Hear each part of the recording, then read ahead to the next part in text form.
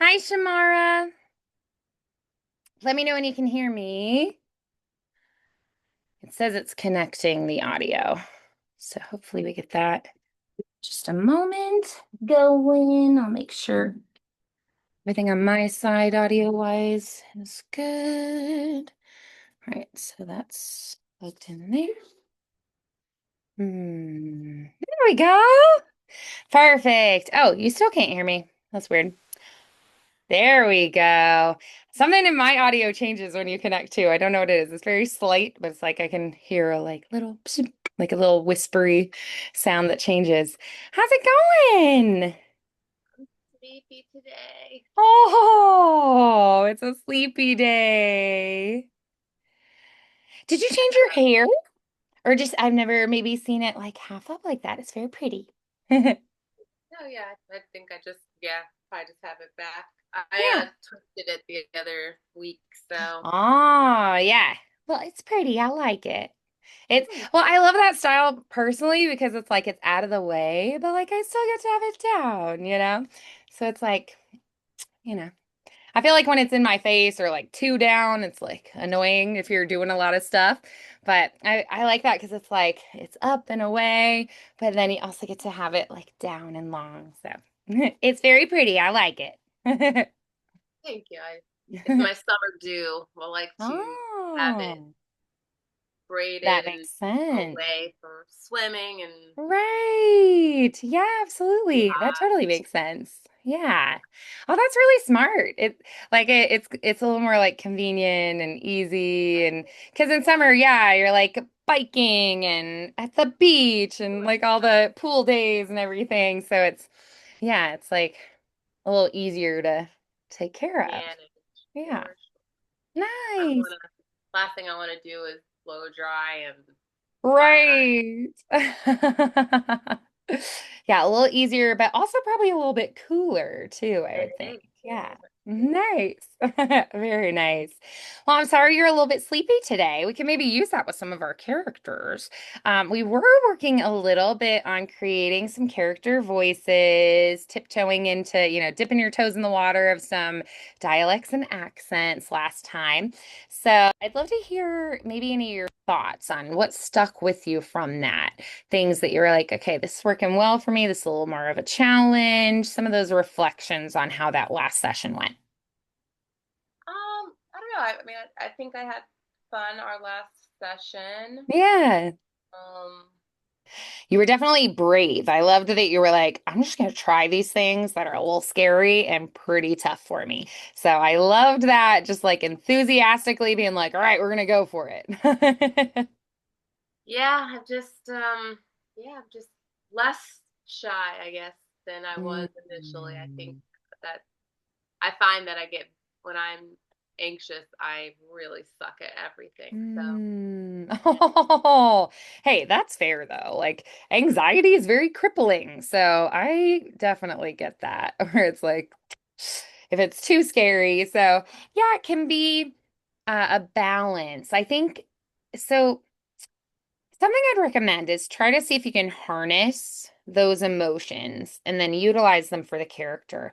So one thing that I find really interesting about being an actor, if you're recording it, you can sort of like play with it and fine tune it to be perfect. But for live performing, something's always going to go wrong. Something's going to be like, well, that's not what I planned or whatnot, right? And so what's really cool about that too is that you come in each time you perform the show. Let's say you're in a production that it's like, okay, we're doing it 3 times each weekend and we're going to do a 4 week run. Yeah. So every time that you come in, you're a little bit of a different person showing up that day, right? So you can be like, "Whew, I'm real tired today. How can I harness that and use that for my character? Or I'm feeling really nervous today, like my mom's in the audience. I really want to make her proud, you know? So if that's the case, then going, how can I use that like jittery, nervous energy for this character? So, what can I take from that? I had some friction with my boss today, and we had a little bit of an argument. And like, I was like, hey, you're giving me 60 hours of work a week, and you're only paying me for 40. So, what do you want me to prioritize here? And they're like, you just got to get it done. And you're like, well, then pay me some overtime, right? And so you come in, you're a little miffed, right? So, how can I use that for my character? So, taking the person you are right now, and we have that idea of I'm living truthfully under this imaginary circumstance. So, who am I in this moment today? And then how can I put myself into that circumstance? Yeah. So, what's cool about that too is even then interacting with other actors, they're going to come in a little bit different every day too. And you're responding and playing off of each other. So, it keeps it very fresh and alive, which I think is a really, really fun component. I do know that we are playing now with creating characters who are pretty different from you, right? Like the dialects, the accents, that's part of that. So, just because, though, my character is different from me, I can still use being kind of tired today. So let's say I am a princess from a fantasy world who is meeting her betrothed. Maybe they had an arranged marriage starting when they were two, but they've never met each other till today. And they're 20 and they're expected to get married today. So I'm a little tired. Maybe she was really anxious and she couldn't sleep very well last night because she was like, oh my gosh, it's tomorrow. I have to meet him. Right. And so then she might be kind of dragging. She's like, I did not sleep. I've been really nervous about this. Yeah. And so I could use that for the character. So finding a way to say, whatever situation I'm in, I'm going to utilize this particular thing and make it work for that character. Yeah. Maybe I'm feeling really just like emotionally drained today. So when I am a character having a discussion with my husband about medical expenses for our son, and I'm just like feeling emotionally drained. So I'm just very like matter of fact with him. And I feel like a mom in that situation might be kind of emotionally drained. She's like, this is exhausting. I'm taking care of him. I'm dealing with my feelings about this. I'm dealing with his feelings about having to miss school for treatments. I'm dealing with like, me having to step in and like be his teacher at home too when he has to miss. Plus, we have all these bills. So I'm trying to work extra hours, right? So I might be really drained. I can utilize that as a character.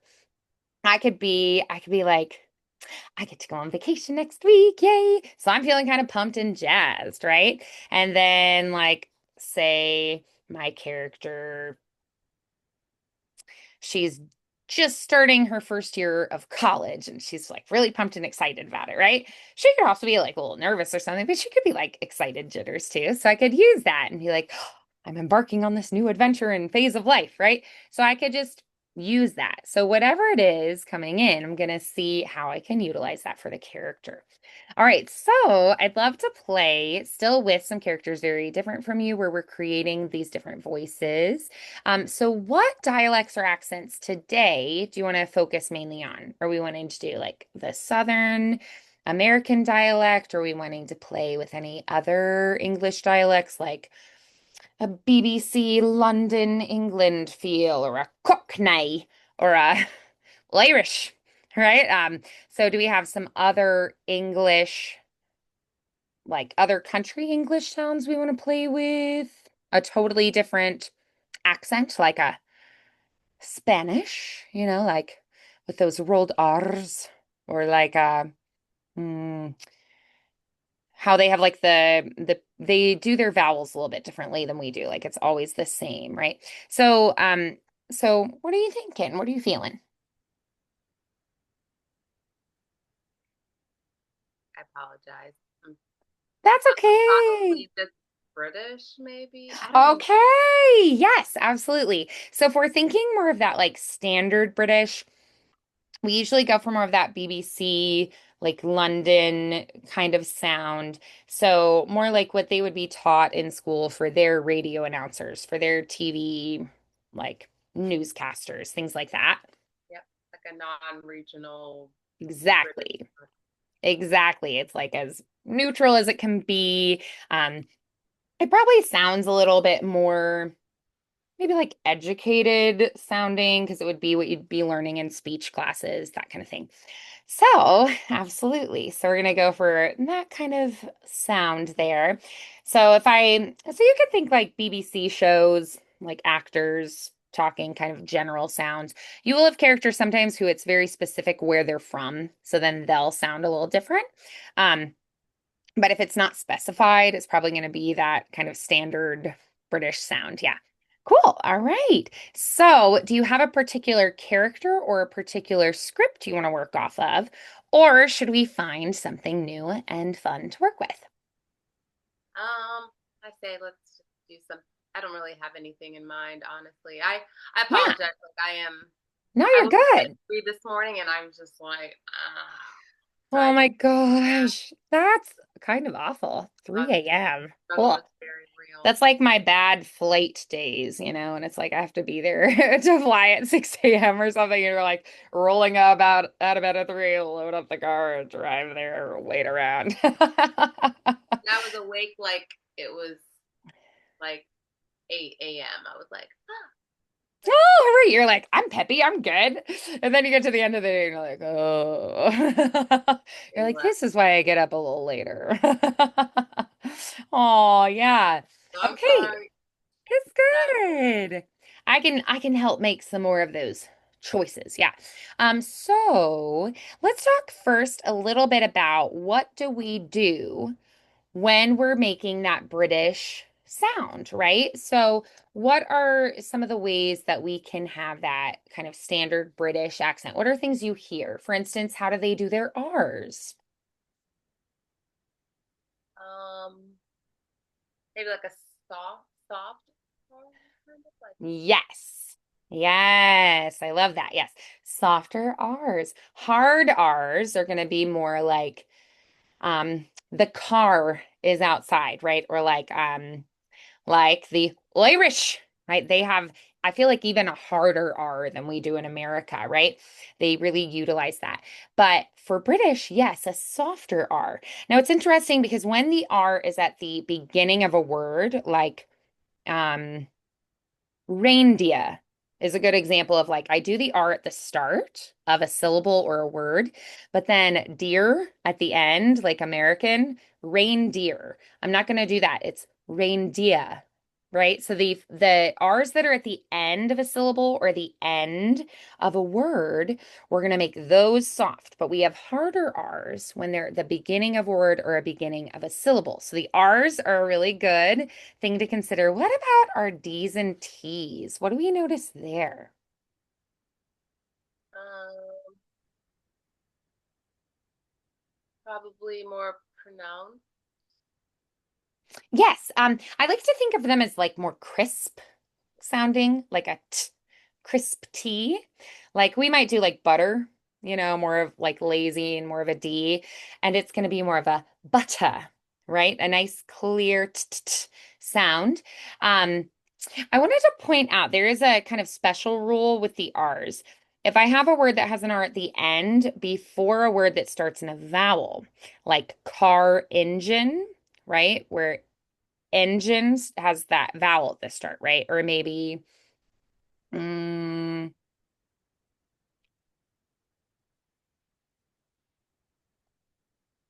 roar openly or something. Like you're playing a lion. They're like, roar more openly. I don't know. I'm like, that's a silly phrase, but whatever. I thought of it. So I'm going to pronounce the R there because I'm going into a word that starts in a vowel. So that's kind of a funky little rule. Usually the R's at the ends of a word or a syllable are going to be softened. But if it's right before a word that starts in a vowel, like car engine, then I'm going to do it. So instead of like car engine, because that's kind of hard to understand, right? It feels almost like the same word, car engine, right? That's like muddy. So there I'm going to do more car. I'm flipping it. That's not right. That's more like Spanish or Italian, right? So yeah, no. Car, like think like reindeer, car engine, right? So I will have it there to make it more clear. So it's just like a little special loophole rule. All right. And then the T's and D's very crisp. Butter, right? So A lot of cats, right? A nice crisp tease there. They also are going to have a little more tall, rounded vowels and very pure vowel sounds like the cat, a lot of apples, dance with me, go to the store. Um, and we do a very like go home, right? The it's like a vowel morph, like go, right? May, my. We really like those diphthongs. They have a more pure sound. So go to the store, right? Where we might do go to the store, right? And we'll kind of chew the vowels and morph them a little bit, glide between. Whenever you have you, it's going to be more rounded, like and you turn it into like a y sound, like we would say duty. They would say duty. So you add the y before. So there they add a vowel sound that we don't have. Tune. So anytime you have that ooh sound, it could be tune, right? I'm exaggerating, but tune instead. News, we just do the pure ooh. They go news instead. You. So you think of the word you and me, you, and instead of ooh, like moon, I might do or noon. Meet me at noon tomorrow. Tomorrow. So there I would do the R, right? Tomorrow. Yes, meet me at noon. Yeah, so that you sound there. Another thing to think about, mm,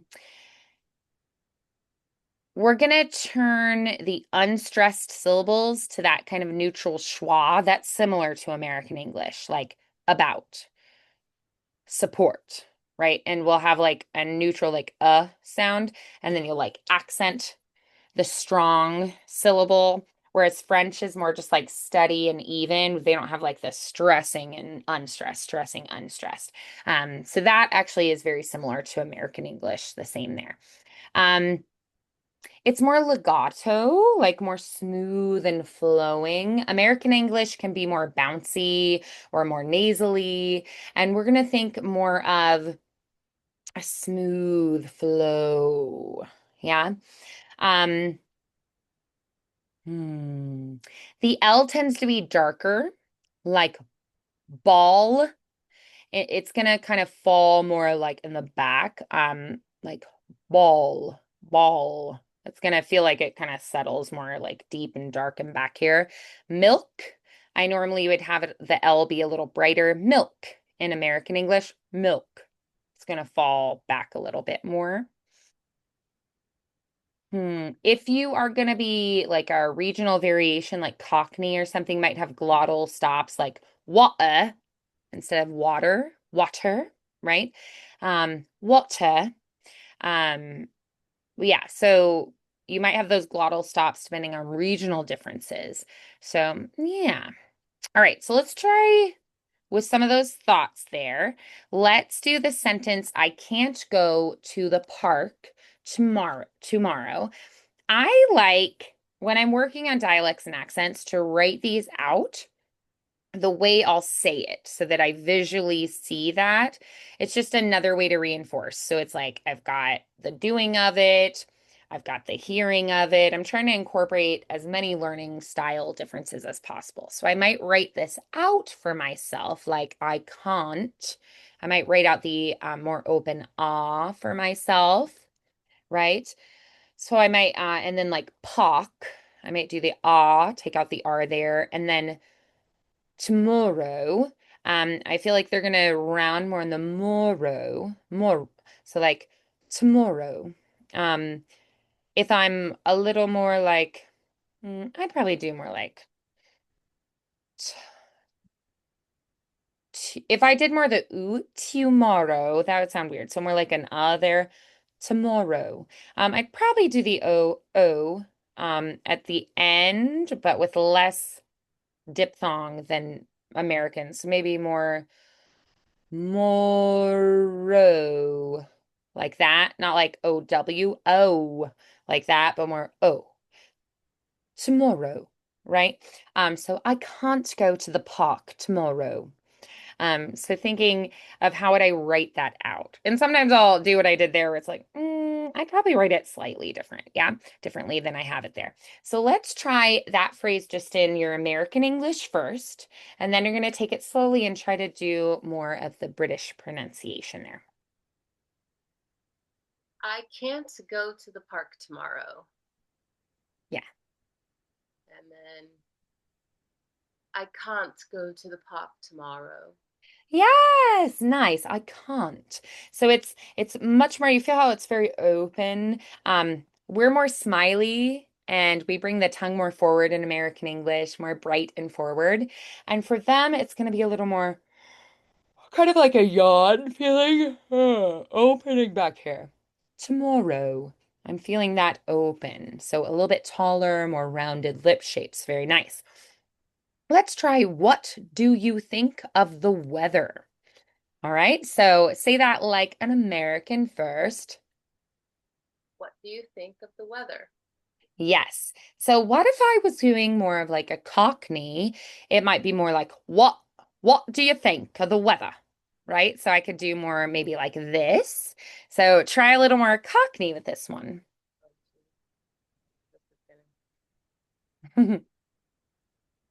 What do you think of the weather? Yes. All Yes. right. So then if I'm gonna do more of like the standard British, I'm gonna have a crisp T instead. What do you think of the weather? Right? So thinking about how would I type this out a little bit differently for that region. Try that. What do you think of the weather? Nice. Yes. And I love the little lilt that you're giving it. Um, I would also say think about two inflection. Americans tend to have more expressive inflection than people in Great Britain. So they're a little bit more calm and steady, whereas we're a little bit more expressive and bright. And I'm kind of moving my voice all around, right? That can be the case. What if I took that first phrase, I can't go to the park tomorrow, and made it more Cockney? Maybe I can't go to, I can't go to the park tomorrow. I can't go to the park tomorrow. Something more like that. Like I can play with different regions or different kind of feeling there. Mm, Tomorrow, maybe it over exaggerates depending on the region. I can't go, right? I'm cutting it short without the can't, right? I can't go to the park tomorrow, right? So depending on where I'm from, maybe slight variations. Um, so yeah, so things to kind of consider if you're wanting to change up a little bit. Okay, excellent. So now let's find a script. And even if the script is not necessarily written for being British, we can see what we would do to change it. But I do find it's easier to do a script that is written in that particular place in mind because the words and phrases might be slightly different. All right, so you're going to think about slightly rounded lip shape, soft palate lifted. You could pretend you have like a cup of tea and your spine is just a little bit straighter. You're like Mary Poppins, practically perfect in every way. Yes. All right, so um, all right. So we'll start with just shorter phrases that are more like British phrases. Okay. Let's start with I can't be bothered to argue about it. That would be kind of a weird way for an American to say that, right? But it really wouldn't be if we were in Great Britain. We would say more like, I don't want to fight about it, or I'm not going to argue with you, right? And there they might, if we said this, I can't be bothered to argue about it. That's a little weird. It's like, but there it wouldn't be. I can't be bothered to argue about it, right? So thinking you're Julie Andrews, you're Mary Poppins or something, whatever helps you to find that. I can't be bothered to argue about it. Yes, good. And if I did more of like a Cockney, I could do, I can't be bothered, right? I can't be bothered to argue about it, right? About. I don't really do the T there. About it. That would be weird. About it. argue about it. Yeah. So yeah, you can play with that too. What about shall we go for a walk in the park? Again, this would be a little odd for an American to say. We'd be like, you want to go for a walk? We can go to the park. Let's go walk in the park, right? We would say other things. So, but for a British person, this might sound perfectly natural. Shall we go for a walk in the park? Right? So it's like your friend comes over and you're like, they're feeling a little restless and they're like, oh, I don't know if I can sit down. And you're like, shall we go for a walk in the park while we talk about it or while we discuss this?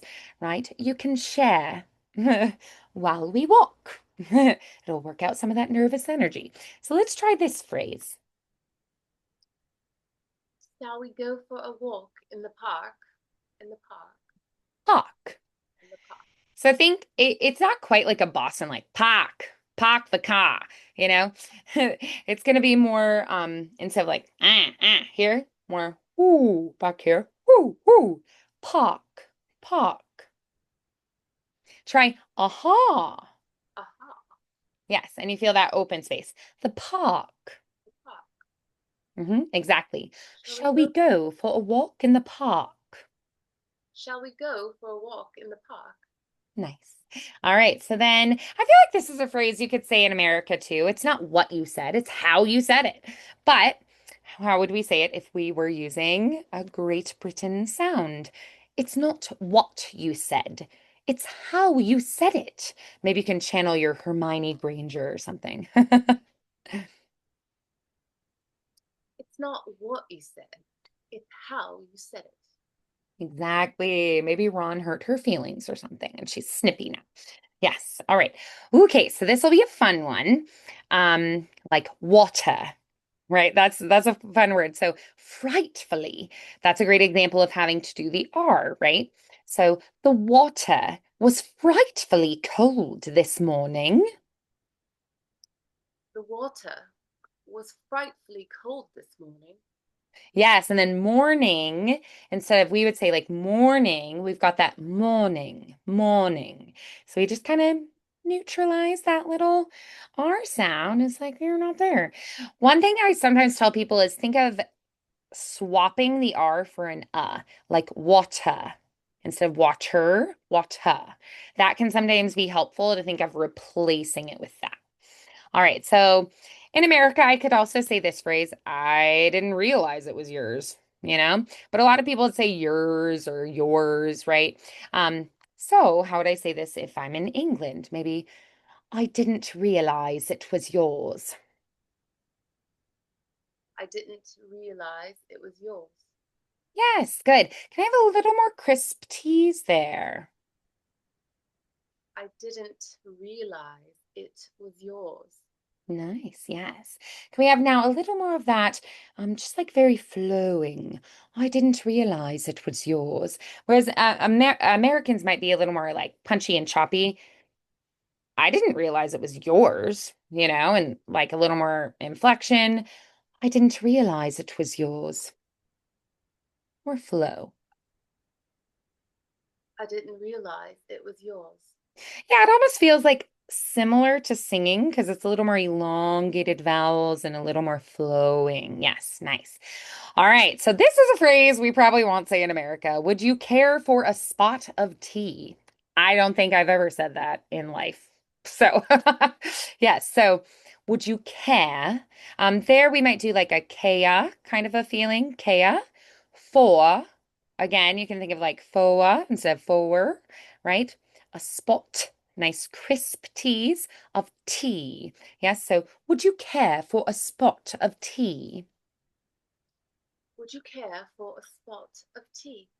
Yes, and now can we glide through a little bit more, take a little less time to make it perfect? Would you care for a spot of tea? Would you care for a spot of tea? Yes, yes. And even that E, like it's not as like tea, like we'd be very bright and smiley again for a spot of tea. I feel like they're a little bit more serious with their facial expressions, which does affect the sound. Yes, all right. So this I could say in America, probably not. I must say, that's rather impressive. I probably watch a lot of PBS Masterpiece Classics or like BBC, Downton Abbey kind of shows. I must say, nice and tall and rounded, we do, I must say, right? Widespread, forward, bright. I must say, that's rather impressive. I must say, that's rather impressive. All right. Can I have on say, um, must say, fully finish that word before you say the next one. I must say. I must say, that's Hmm. rather impressive. Good. Then on that's, think more that's. That's. That's rather impressive. So a little bit taller there because we do that, right? We would never do that in England. That's rather impressive. I must say, that's rather impressive. Good. Now, can we think of that idea of pure vowels? So we do more chewing. I must say, right? In America, I'm exaggerating, but we do the diphthongs a lot more. So think a little more pure vowels, like singing in like a children's choir. I must say, right? We're gonna keep more pure vowels. I must say, that's rather impressive. I must say, that's rather impressive. Yes. Ooh, lovely. You sound like a lady at afternoon tea. Love it. Yes. So I just imagine you with your Sunday best and your gloves and your fancy hat, knocking on a friend's door to visit for a spot of tea. Excellent. All right, so I could say this again in America. He's terribly fond of classical music. But again, I probably wouldn't. Boy, he is so into classical music. It's real weird, right? Or, gosh, all he wants to listen to is classical music. What is up with that? He's 5, huh? Right? So, or it could be like, he's really, he really likes classical music, which is awesome because I do too. We went to the symphony last week. I think he might be the one, right? So I probably would just not say it like that. So yeah, though, he's and so sometimes they'll do the H's, sometimes not. He's terribly fond of classical music, right? E's. Or sometimes they might do, he's terribly fond of classical music. But a lot of the time you will hear E's instead without that H there. He's terribly fond of classical music. You might hear that. So let's try it that way. He's terribly fond of classical music. Yes. And so that's a spot we'll do the R's. Terribly, terribly. We would make more of it. Terribly, terribly, terribly. We'd also let the R color our vowel. We're not going to do that here. Terribly. It's like a pure vowel sound and then the R. He's terribly fond. Terribly. Yeah. So pure vowel, then the R. He's terribly fond of classical music. Yes, classical, like apple, apple. Think of more tall, classical music. Classical music. Yes, good.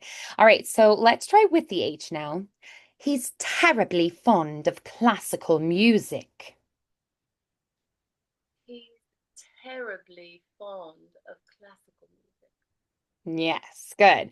All right, so now let's try it like you're excited about that. You think it's a good thing. He's terribly fond of classical music. Good. Now let's try that you're amused by it. You think it's kind of cute and funny. He's terribly fond of classical music. Good. Now let's try like, ew. He's terribly fond of classical music. Nice. Good. Yes. All right. So again, could say this in America, probably wouldn't. How delightful to see you again would be just unusual. I must say, I might say it, but I'm kind of a weird person. So, but it's also a great word to practice with because we would say delightful, right?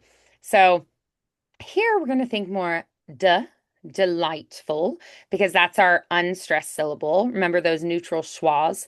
Delightful. And lightful, more tall, and then full. I'm going to think more dropping back warmer on that L. Delightful. How delightful to see you again. Yes. Can I get a little more of a pure ooh on two? How delightful to see you again. How delightful to see you again. Yes. And sometimes you'll hear again instead. Again. To see you again. Try that. That would be kind of fancy. Highbrow. How delightful to see you again. hmm So again, depending on where people are from, they might speak a little bit differently. Perfect. Awesome. So then let's try. All right, so we're gonna try a little more like emotionally character driven, like dramatic lines. So let's try the you think you know everything, don't you? I could say this in America, definitely. So how would you say this if you were gonna say it in your American accent? You think you know everything, don't you? Yeah, you think you know everything, don't you? Or you think you know everything, don't you?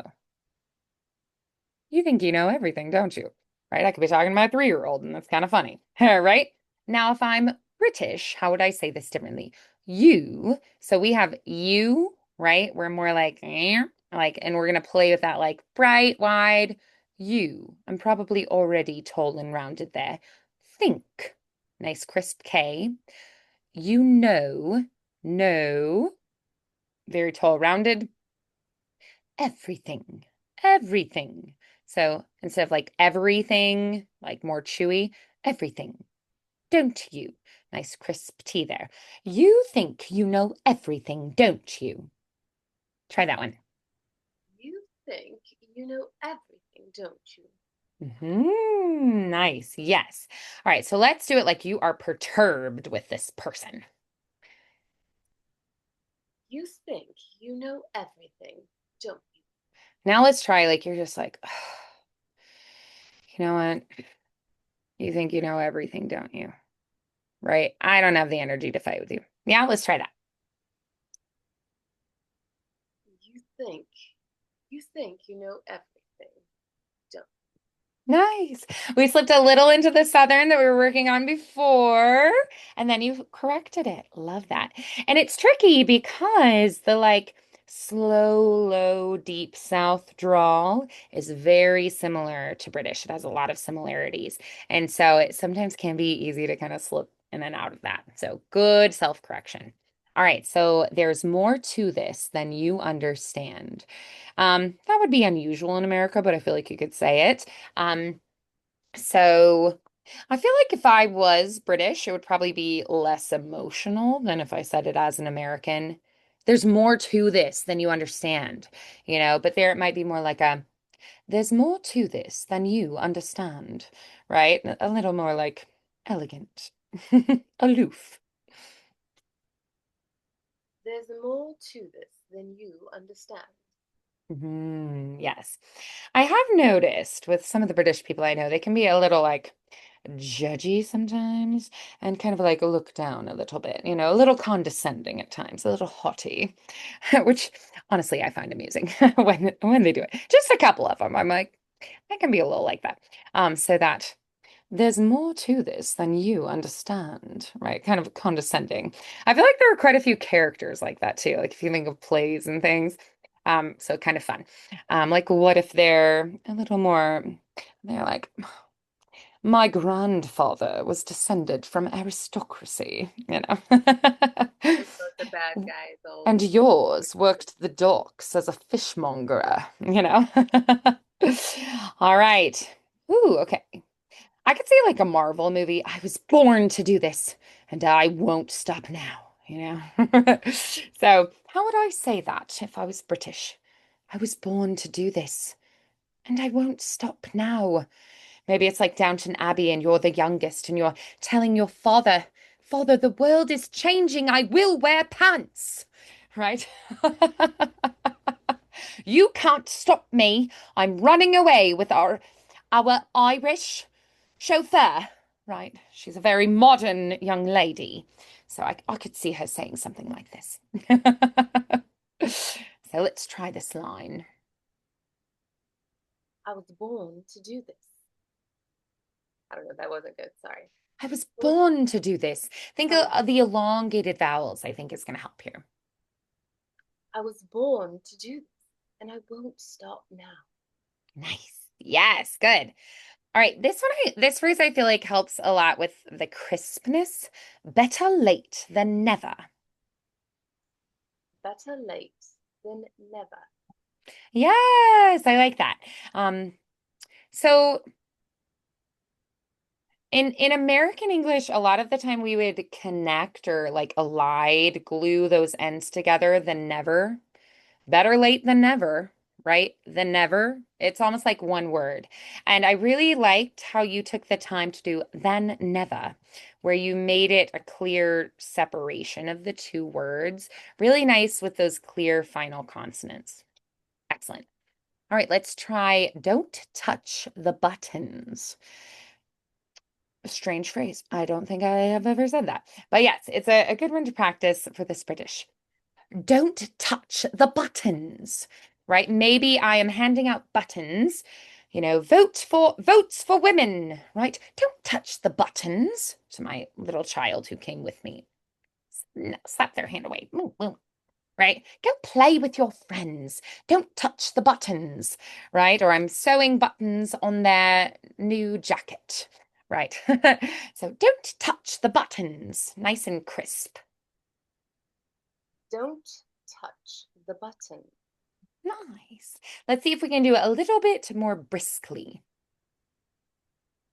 Don't touch the button. Yes, you're a little exasperated. I've told you this already. Yes, nice. All right, so this one's good for working on those R's. He parked the car near the harbor. So lots of us for those R's. He parked the car near the harbor. Parked the car near the harbor. Yeah, do you feel how awkward that feels at first? It's like, I really want to do car near the harbor, you know? It feels really weird. Um, but yes, he parked the car near the harbor. Park, he parked, Pocked. park, Like pockmarked. He had a pockmarked face from when he had chicken pox as a child, right? he Pocked. parked the car near the harbor. Yes, Nia. I love that. That was beautiful. Very graceful there. Nice glide. Now let's try without the H's if it was more regional dialect. He parked the car near the arbor. I feel like the harbor, we would have it there even if we did E. He parked the car near the arbor. It's kind of awkward. The harbor. So like he parked the car near the harbor, right? You'd probably do the H there no matter what, but try with the E. He did it. He parked the car near the harbor. Yeah, so it's kind of leaning a little more of like almost street urchin. He parked the car over there, right? But a little more elevated. He parked the car near the harbor. Yeah, so a little more gracious and elegant. Now, this one's great for practicing that U sound. Do you like the new tune? It's like a little tongue twistery feeling because it's a lot of those. Do you like the new tune? Exaggerate it right now, slow it down and exaggerate it. Do you like the new tune? Yes. Now speed it up a little bit, a little more subtle, but still kind of thinking that. Do you do you do you like the new tune? So you hear it can be a little more subtle, but it's still kind of there. Do you like do you like the new tune? It doesn't feel quite right if they do like, do you like the new tune? It feels not quite, it's more like transatlantic. That's sort of like in between like a more like speech trained American who travels abroad, you know? Um, or a British person who's lived in America for a while, right? So, do you like the new tune? with those yeah, feeling. Try that. Do you like the new tune? Yes, love that. Excellent. All right, so I'm going to give you. Is it okay if we Mm, just do one more? I apologize. yeah. No, you're right. We went over. Sometimes I just get focused and I'm like, all right, I'm going to give you this is going to be just for practice. So I'm going to give you, so we're going to focus more on that neutral, like for stage and screen kind of a feeling. I'm going to turn it into like a PDF instead of typing it into the chat because that's going to be a little bit easier. Do I have your email? Do you want to just put that in the chat and then I'll email it to you instead? That might be a little easier than dropping it into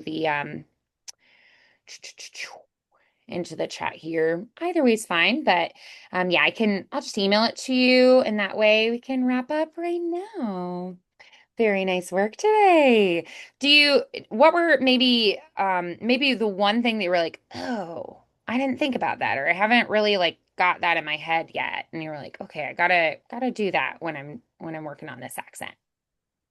Um, the why glide you diphthong thing.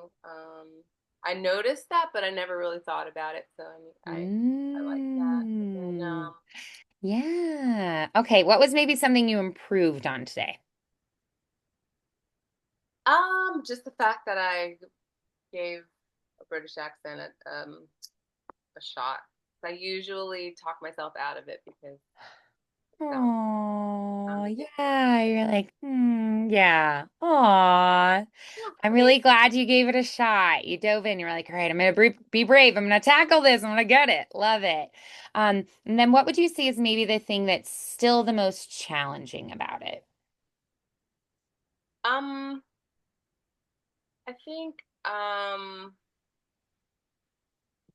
keeping it the smooth flow, not having as much inflection in each word as I would like. Okay. Yeah, I could see that. The smooth flow and a little less inflection because we've also worked on being more expressive with our inflection. So this is like, oh, I have to kind of tame that down a bit. Think just a little more like graceful, gliding, a little more poise, maybe. Yeah. Alrighty, beautiful. Okay, I'm gonna send you that worksheet to your email right now. We can wrap up there, and I look forward to seeing you next week. Have a good one. Great Sorry for job. my No, accent. you're good. Happened to be You're truly too much. good. So, but thank That's you. okay. I think this was actually very productive. So we'll revisit this with some like character scripts next time. Okay? Yeah, thank you. Alrighty. So Appreciate maybe it. find a show and like listen or find like an audiobook narrated by a British person this week. Do some listening. Okay. Okay. Alrighty. All right. Good night, Shamara. Good I'll see night. you Thank soon. you. Bye bye. Yeah.